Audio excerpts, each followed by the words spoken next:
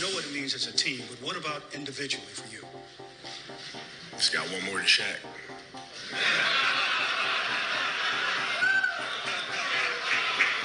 So you can take that to the bank.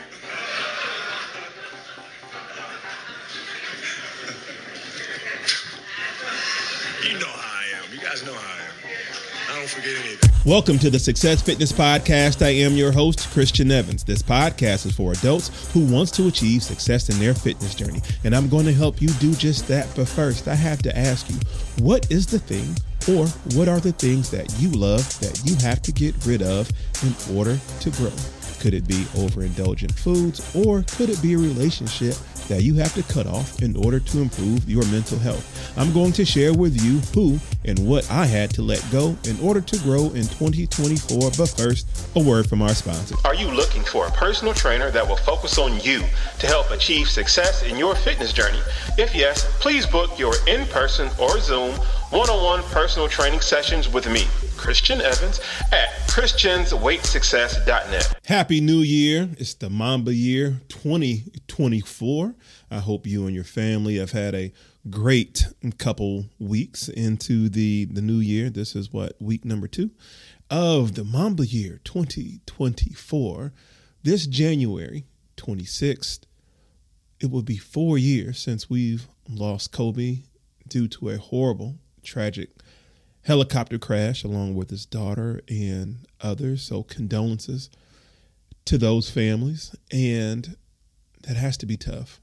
That is tough. Letting go of someone that you love is tough. Letting something you love go is tough too. Kobe wanted to prove himself and the world he could win a championship without Shaq. I was always a Shaq fan since his rookie year in Orlando in 1993. The most powerful athlete I've ever seen with so much dominance. At the same time, I was a Chicago Bulls fan due to Michael Jordan and Phil Jackson. In 1996, Shaq left Orlando for the Los Angeles Lakers, and that's the same time the Lakers drafted a high school kid dubbed to be the next Michael Jordan, Kobe Bryant. My fandom was now in Los Angeles as a Lakers fan. I didn't care for Kobe initially, his perceived arrogance, being a high school player drafted to the league, and he wanted to be like Jordan so bad, but could you blame him? There was legit a Gatorade commercial, if you can remember, caroling, "If I could be like Mike." Once I got over that, I saw how much heart and work ethic Kobe had. In 1999, Phil Jackson joined the Lakers, and that's when I knew we were going to win a championship, if not more. From 2000 to 2002, the Shaq and Kobe Lakers with the Zen Master won 3 championships in a row. But there were rumblings in the organization that Kobe wanted more. Kobe wanted to prove to the world and himself that he could win a championship without Shaq. We, as fans, knew this was going to be a tough task to do, but this is what Kobe wanted. He had to let go of Shaq in order to grow. I personally didn't agree with this choice at all, but it wasn't about me. Shaq was then traded to the Miami Heat, where he would go on to win a championship while Kobe was left on his own and without the most dominant player in the world, which I knew ate him up. Shaq winning a championship without Kobe just added more fuel to Kobe's fire and drive. You know what? I've been jonesing for pizza lately, but I'm trying to get better at eating better, not eating out so much, and subscribing to the we got food at home mentality. So I chose to cook what I bought from Sam's. Salmon prices have been so high, but Sam's had it $5 off today. Last week, I found a bag of quinoa there for about $8. Since my vegetable supply of meal prep is running low, I also picked up some fresh broccoli. By the time I realized it, I had cooked everything in my e-cookbook, What to Meal Prep for Beginners. Not only will you get 3 recipes for one high-protein meal under 600 calories, you'll also get a free workout ebook. Get 10% off when you sign up to my weekly newsletter. The link will be in the description and the link tree in my bio. Download your copy today. 2009 and 2010, Kobe won his 4th and 5th championship, but that was not without 7 years of losing in his eyes. 7 years from his last championship, and to have to see Shaq win one without him burned him up inside. What were the lessons he learned? What were the things he had to go through to grow, to become a champion again? There was a lot of data to go off of to build from when Shaq left based off of the techniques used to win those championships. But without Shaq, it meant nothing. He couldn't do the same things he once did with him by his side.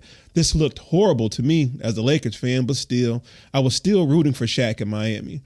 But I was also still rooting for Kobe and the Lakers because I'm still a Lakers fan.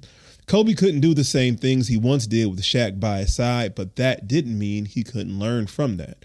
He had to grow and think differently. He had to evolve. So he evolved into the Black Mamba. This venomous persona evolved him into a new mindset as well, the Mamba mentality. He became tougher, more focused, relentless. This put him into a position to win a championship in 2008, but fell short to our nemesis, the Boston Celtics. I'm still burning inside to this day regarding that loss because I was talking so much trash to my friends that we would win, to only lose, and to lose to the Celtics is a wound that will only heal by winning a championship versus them. And Kobe would avenge this loss in 2010 when he won his 5th championship in Game 7 versus the Celtics. It was so glorious. In his post-game interview, they asked how he felt, and he said, I quote, "At least I got one more than Shaq." One of the toughest lessons I had to learn is when my mother passed. Having to let her go forced me to grow. It forced me to evolve to what you see and hear today. I'm thankful for who I am and where I am today, but I'm not 100% sure that you will be hearing my voice in the capacity if it wasn't for that. It's 2024 and you may have your New Year's resolutions of becoming a better you. I believe you can't become a better you until you let something you love go. Historically, stories upon stories, when someone evolves into something greater, they have to let go of something or someone they love to grow. That something can be indulgent food. Coming off the holidays and birthday for me this past December 15th, I turned 42. All I did was indulge. I own my actions though. Why did I indulge so much? Part of it had to do with being an emotional eater.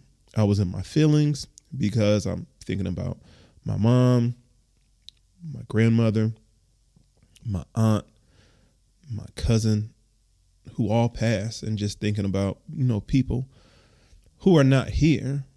But I was also in my feelings because I had to let someone in my life go again, and it brought up all those same memories and feelings.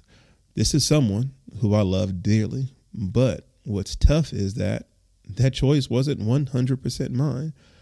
And because that choice wasn't mine, in the aftermath of it, I began eating my feelings. But I had to realize that by choice or force, I have to let it go to grow and evolve.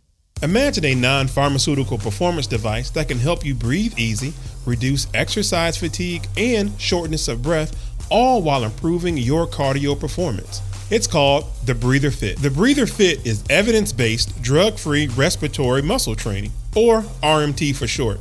It's designed to help athletes of all levels, elite military professionals, first responders, and people with physically demanding roles like you to gain an elite performance edge. Unlike most other respiratory trainers, Breather Fit trains both inspiratory and expiratory muscles. The independent dial system allows you to create highly targeted training protocols as well. With over 2 million units sold, Breather Fit is the next evolution in RMT. It was developed from the success of the Breather Health device. It has also been used in clinical applications to help chronic respiratory illness and help patients regain function and quality of life. Simply put, the RMT protocol designed to work with Breather Fit means working out more effectively and accelerated recovery from your workout. With Breather Fit, all it takes is 10 breaths for 2 sets, twice a day, 6 days a week. You can also record your performance to get useful and timely feedback with the Breather Coach app. Breather Fit is your secret weapon to maximize performance and meet your personal best. With Breather Fit, you work hard, but breathe easy. Use my code FITBREATHE at checkout to get 20% off at pnmedical.com/product/breather-fit. The link will be in my show notes. With that being said, during that same time frame, I deleted the Instagram app from my phone. I still have my account, but I had to delete it off my phone. I'm an analytical person, and the numbers I was seeing on my page was frustrating me. What I posted, I only got just a few engagements, not enough reach, and I'm all about making sure I get a good return on investment, regardless if it's money, or regardless if it's time. But I just felt like all the work I was putting in, I was just being suppressed in my eyes, right? And I wasn't being productive overall. It was just consuming my mind on just what it is that I should be doing, and what I was doing, was it even worth it, right? But it was just stressing me out. Just way too much. I was wasting my time. And so, like we all do at the end of the year, I did a time audit. Like, what am I putting my time into? And again, what's my ROI? What's my internal investment? And after that audit, I deleted it just like that. Didn't really care who was on there, who was messaging me or anything. I literally just deleted it off my phone. Just deleted it off my phone. I needed a reset to focus on what really mattered. This reset helped me regain clarity for my YouTube channel and the actionable steps I was slacking on. There were some things even on that platform that I was lacking on that I just was not doing. I just did not have a clear head. And so with that being said, I had to take some steps to steer me into the right direction. And I got some help by installing some new software that could help me capitalize from the analytics on my YouTube page. So this gave me a new focus and reignited my purpose in the content I create for myself and for YouTube as well, because I want to be happy in what I create. And I want to make sure that I'm giving that energy, I'm creating some energy, and I'm giving you something that I love to share with you. Because if I don't, then those videos don't go over as well. That content doesn't resonate with you as well, because it's all about energy. And you know what? I'm having that. I'm having fun again. Creating content. I got legit maybe about 10 videos in my phone, or at least on one of my phones with content. I got, this podcast I'm doing, and I also have another full length actual YouTube workout video that I have in the queue right now. I haven't done those in months. I've been doing more YouTube shorts, but that wouldn't have happened if I didn't delete the Instagram app. So I ask you, what is the thing and what are the things you love that you have to get rid of in 2024 to grow? Could it be overindulgent foods? Could it be intentionally not caring about your physical health? Could it be a relationship you have to cut off to improve your mental health? Whatever it is, the sooner you let it go, the sooner you can grow. Mamba mentality. And I love you guys. And to my family, my wife Vanessa, our daughters Natalia and Gianna, thank you guys for all your sacrifice. For all the hours I spent in the gym working and training. And Vanessa, you holding down the family the way that you have. I can't, there's no way that I can thank you enough for that. So from the bottom of my heart, thank you. And what can I say? Mamba out.